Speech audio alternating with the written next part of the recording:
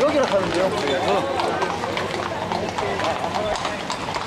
따라가래요. 여기 광장 아니고 따라가면 요 광장 안에.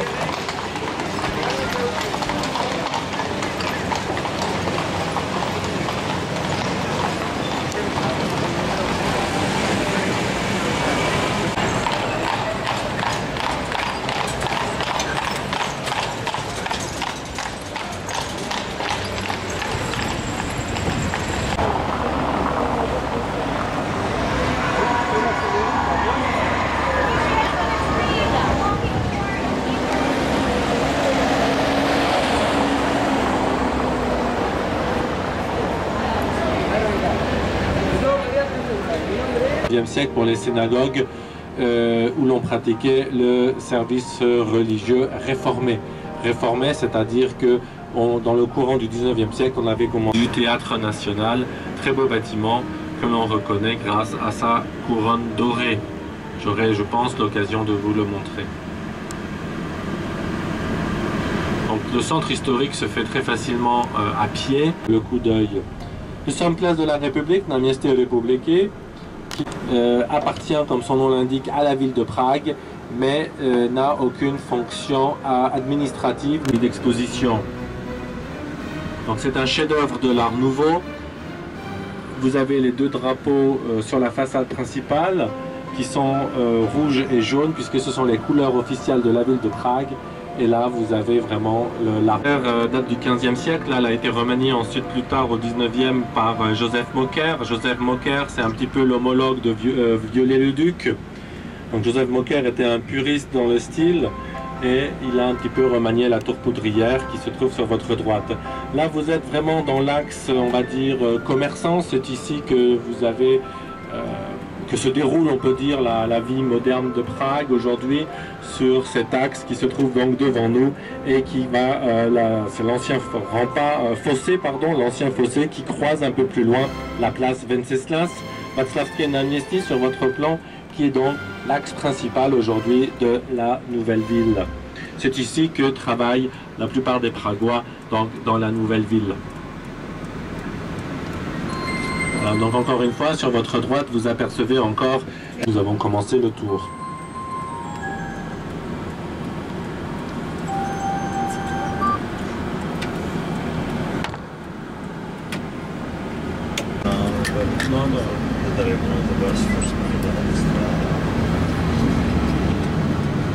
Éléments modernes, donc contemporains, il y a des éléments de design actuels à l'intérieur, mais on a eu le souci quand même de préserver les éléments art nouveau. Donc là vous avez cette très belle façade qui fait partie des plus anciennes façades art nouveau de Prague.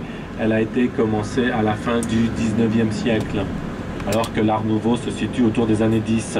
Puis c'est un hôtel, l'hôtel Carlo IV, donc en hommage à Charles IV et qui fait partie du groupe italien Boscolo. Sur votre gauche, vous avez un parc. Juste derrière le parc, vous apercevez la façade historique de la gare centrale, début du XXe siècle, un chef-d'œuvre de l'Art Nouveau. La gare est depuis la fin des années 70 composée de deux parties. La partie inférieure est donc un lifting intérieur il y a 2 ans et on devrait restaurer d'ici peu la façade. Regardez la statue que vous avez ici. Ce monument vient d'être installé la semaine dernière. Vous voyez, c'est le monument de Woodrow Wilson qui donne le nom donc à la gare. Ce monument a été déboulonné sous les nazis. Donc c'est Heydrich, le Reichsprotektor nazi, qui a fait déboulonner la statue de Woodrow Wilson. Et donc, on a décidé de le réinstaller. Mais ce n'est plus la statue d'origine puisqu'elle a été détruite. Donc très belle façade Art Nouveau. Si vous vous rendez ici, vous pouvez entrer en bas dans le hall de départ et d'arrivée et vous avez un escalier qui monte donc vers l'ancien bâtiment historique.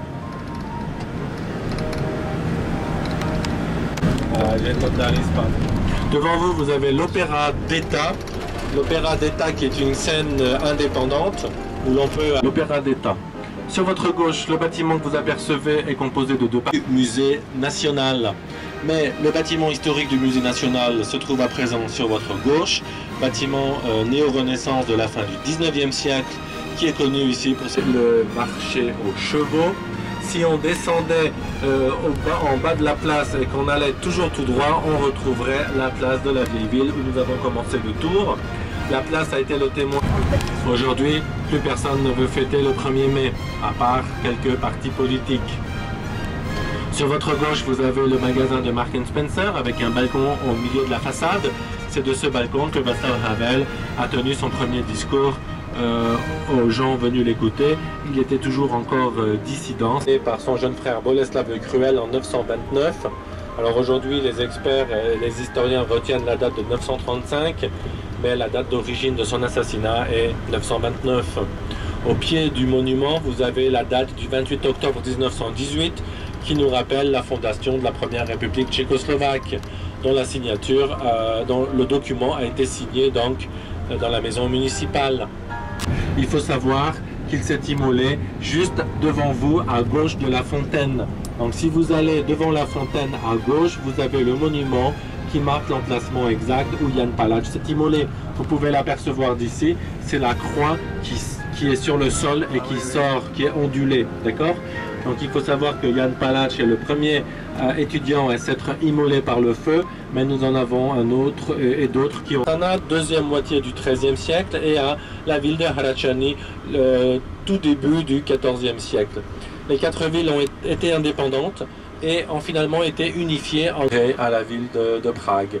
Donc Prague est composée aujourd'hui de 22 arrondissements. Sur votre gauche, regardez, vous pouvez apprécier la surface de la place. Donc c'est 80 000 m², c'est l'ancien marché aux bestiaux. Très puissants ici. Ils sont arrivés au milieu du XVIe siècle sur l'invitation de Ferdinand Ier, premier roi Habsbourg à régner ici, parce que leur mission était surtout de recatholiciser en 1773 par Joseph II. Sur votre droite, l'église de Méthode et Cyrille. Et regardez, sur la façade, vous avez un petit monument, une petite plaque commémorative dédiée à Gabčík et Kubiš, les 2 parachutistes qui ont assassiné Heydrich, le Reichsprotektor du premier roman, et qui s'appelle HHHH, 4 fois H, qui veut dire Himmlers Hirn heißt Heydrich, le cerveau d'Himmler s'appelle Heydrich. Et donc c'est un jeune français agrégé de lettres. Alors les architectes sont Milunic et Guéry à qui l'on doit.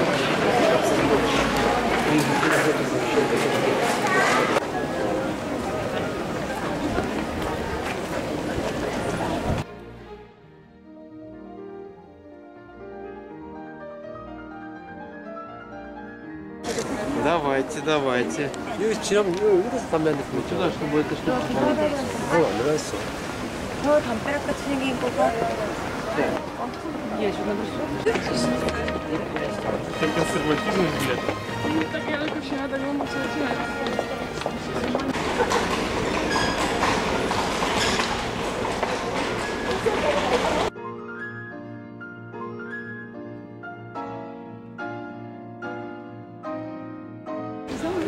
Non, non, c'est autre chose. C'était peut-être pour montrer les anciens cimetières juifs. C'est possible. C'est le plus grand cimetière juif d'Europe que vous pouvez voir. Et aujourd'hui, c'est le plus grand qui existe, je pense, en Europe. En sortant du cimetière, juste à droite, pour nous à gauche.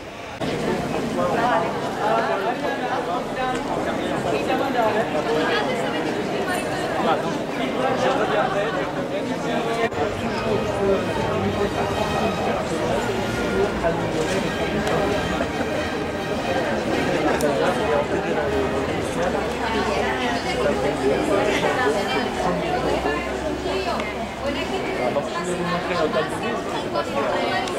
Également en synagogue. Il faut savoir qu'avant, on utilisait la flamme ouverte pour faire la cuisine. Et donc souvent les maisons prenaient feu.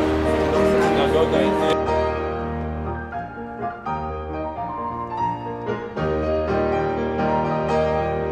à Baranovici.